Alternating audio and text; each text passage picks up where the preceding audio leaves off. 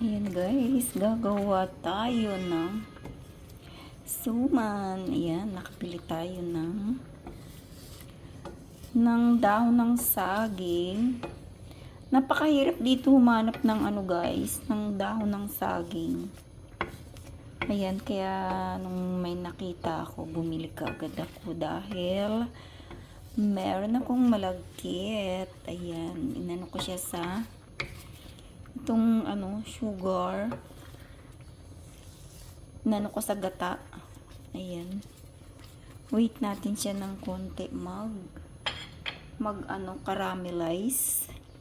At luto na rin ang ating malagkit. Yan ating malagkit. Mamaya pagsasamahin natin dyan. Ayan, nilagay na natin.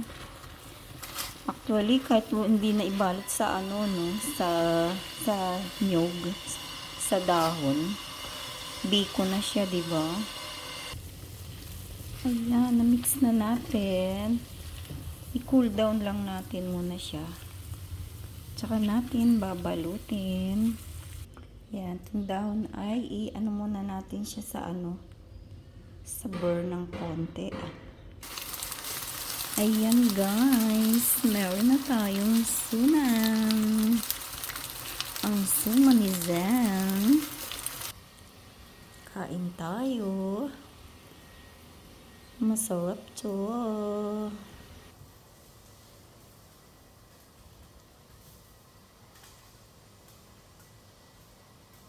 Sarap guys. Suman. Yeah, meron tayong kakainin ng 1 week. Isang araw, di ba? Ayan, feeling satisfied. Sarap guys, kain tayo with coffee.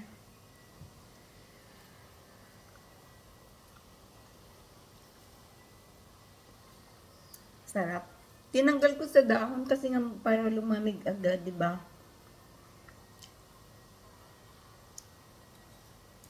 Dapat biko to.